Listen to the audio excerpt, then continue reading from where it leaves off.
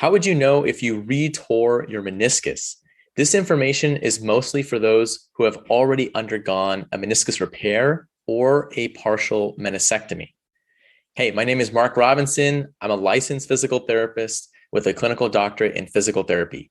My goal is to help you improve your mobility, strength, and metabolic health so you can live a long and active life. I run a meniscus tear support group on Facebook. It's free to join, and I'll put a link at the bottom of this video.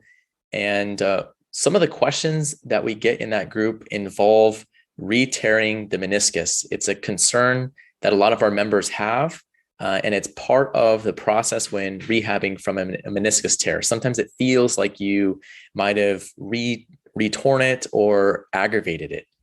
And I wanted to clarify some ways that we can distinguish whether or not it is torn. So what does it feel like if you have retorn your meniscus? One of the main ways to tell is to compare the current symptoms to the symptoms that you had before the surgery. Some of the symptoms, just to remind you, I'm sure you know them, but if you're feeling like the knee is painful, and if you have a rapid onset of knee pain that you didn't have before, it's a new pain. So that's indicating that something's going on there. If you have increased swelling, and if you have redness in the area, it looks like it's red in color, or if it's warm to the touch, these are signs of inflammation that you have. If you have limited range of motion in the knee, or difficulty with flexing and straightening the knee, then those are also signs that there may be a portion of that meniscus, or you may be compressing or irritating that meniscus during the range of motion. And you may also feel a pop or a clunk in the knee when you're walking or when you're moving the knee. Now, just because you have these symptoms doesn't necessarily mean that it's retorn. One of the things that can happen is inflammation. For whatever reason, it could have been through bending the knee too far, through too much activity and weight bearing on the knee. It could have been from the exercises or physical therapy. For various reasons, the knee could get aggravated and inflammation can increase in the knee.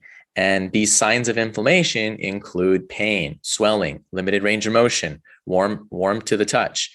It could look red, or it could look red in appearance.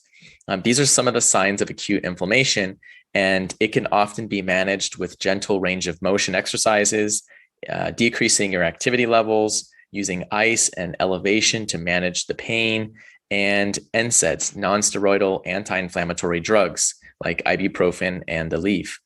Also, you could try eating foods that can help reduce inflammation and avoid some of the foods that can trigger inflammation. Years ago, I came across turmeric, and I was doing reading through different research studies on it. And I found that if you get a high dose of turmeric extract, that can help promote a healthy inflammation response. And I love turmeric so much that I started my own supplement company called Active Atoms, and they provide a high dose turmeric extract. So if you want to learn more about the optimal dose of turmeric for inflammation, then you can watch the next video or visit our website below. And there's going to be a link in the description of this video. Some of the other things that can happen in the knee is you can have a plica, but sometimes that may be getting aggravated as well, or the fat pads in the knee could be getting pinched and it could be inflamed. And in rare cases, the surgery could cause some of these issues as well. So you want to make sure that that's not the issue as well before just jumping to conclusions that the meniscus has been retorn. There are a few things that can increase your risk of having a re-tear. So for example, if you weren't following the post-op precautions, that could potentially increase your risk of tearing. If you have a restriction with weight bearing or with limiting your range of motion to 90 degrees and you exceed that 90-degree range of motion, or you start bearing too much weight onto the knee, you do too much too soon and you can flare up the joint, you could irritate it, and that can cause inflammation or potentially re-tear it. So you definitely want to make sure that you're following those precautions. Another thing that can potentially re-tear it is or increase your risk of re-tearing the meniscus is the complexity of the tear and the complexity of the surgery. If you're dealing with a complex meniscus tear, then it's going to be harder for the surgeon to repair it. There could be more complications that occur during the surgery, and the skill level of the surgeon is going to be really important. So you want to make sure that you're choosing a surgeon that's going to be best for you, but it's certainly relevant for the outcomes after the surgery. If it's also some of your health status before the surgery can play a role. So if you're majorly overweight, or you have a poor fitness level, poor circulation in general, these are some of the factors that can influence your recovery. You're not going to have as good of an outcome as somebody who is a lower body weight. There's going to be less pressure in the knee with that. Somebody who has more strength in the quadriceps and the hamstrings and the glutes. If you have more strength, there's going to be less pressures in the knee.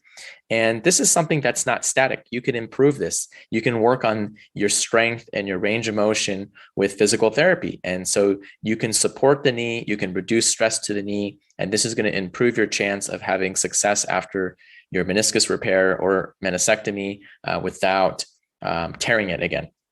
And I just wanted to talk briefly about the differences between the meniscus repair and the partial meniscectomy. If you have a repair, there's usually going to be more precautions associated with that because the meniscus was stitched, and usually the surgeon is going to have you in a long leg brace for about 6 weeks, maybe 4 to 6 weeks, and you might have partial weight bearing or be non-weight bearing to protect the meniscus. It's going to be dependent on your surgeon and the surgery that you have, but you want to make sure that you're following those precautions. You're likely going to be limited with the range of motion to 90 degrees for about 6 weeks. And this is to allow optimal healing of the meniscus and minimal stress to the meniscus. So you want to make sure that you are just following those precautions and being conservative with your physical therapy. And if you had a partial meniscectomy, the precautions are more lenient. Sometimes your weight bearing is tolerated immediately, and you can start physical therapy and you can start low impact exercises. And if you start physical therapy and your knee's feeling great a few days after surgery, you want to still take it slow. Don't get too overzealous and start squatting and lunging right away. You want to make sure that you have a gradual progression to weight bearing activities, and just to avoid any irritation and inflammation in the knee and potentially exacerbating a tear there. Even though with the meniscectomy, it's going to be a little different because they're likely going to remove the portion of the meniscus that was torn. So there's going to be a less chance of you re-tearing anything. What might happen is you might just create a new tear. So is there hope with all of this? Of course, there's hope. I would encourage you to be patient if you think that the meniscus might be torn. Be patient, but not too patient. So let the knee have enough time to reduce inflammation, do all the things I talked about, make sure that you're working on low impact exercises, range of motion, communicate with your surgeon, communicate with the physical therapist, and do everything that you can to reduce inflammation. You're going to have to go backwards, kind of like how you felt right after your initial injury or right after the surgery. You're going to have to stay in that stage of recovery for a little while until your symptoms can be reduced. Then you're going to get a more clear idea of what to do next. If the knee is continuing to hurt, then you can go to the surgeon and request for an MRI. So that way you can rule out the tear. But be patient with the whole process in terms of your recovery, because the recovery after a meniscus surgery can often take 1 year. It can take you a year to feel normal again. And that might seem like a long time, and that might not be exactly what the doctor told you or your physical therapist told you. But in all reality, people will recover differently from this injury. And just because it's taking you 1 year doesn't necessarily mean that things are not going well or that you're slower than normal. It's just, it is what it is. Everybody's a little bit different, but I would give yourself grace and don't get too down on yourself if it does take you a year to get better, because it's more important for you to have long-term function in your knee than to rush the process and then to have more arthritis and pain later on. So just don't rush the process. Take physical therapy slow. Don't overdo it on weight-bearing exercises.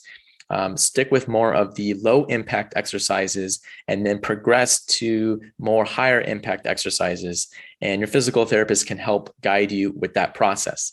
Often with a formal physical therapy program that's covered through your insurance, it'll often end in about 5 months, but the recovery process can take longer than that. So still continue to work on your strength, work on that home exercise program that you got, and you need to continue with those exercises and potentially get a reassessment with a physical therapist later. This isn't like one and done scenario. As soon as you're feeling better, a lot of people just get back to everything that they were doing. They get back to running, playing sports, and you just want to make sure that you're still aware that there is there was damage to the meniscus, and sometimes there's damage to the cartilage that's underneath the meniscus. And you want to think about the long-term effects of the surgery, and you just want to make sure that your knee is going to stay healthy for the long run. So if you have any questions, I would encourage you to join our meniscus tear support group on Facebook. It is free to join, and I'll place a link below in the description of this video. So if you want to check that out, it's a great way to connect with other people that are dealing with meniscus surgeries. Some people have had repairs, meniscectomies, others are trying to figure out what to do, and others are managing it without surgery, and they're just doing physical therapy and working on their home exercises. So it's a great way to see what others are doing. Just take the information with a grain of salt, because everybody has a different experience with it. Some people have had bad experiences. So just realize that, your experience is unique, but, be respectful of what other people are doing as well. And if you have any questions, then feel free to visit my website. I'll put a link below in the description. So feel free to contact me if you need any help for meniscus issues. And again, if you're looking to help promote a healthy inflammation response in your body, then check out activeatoms.com.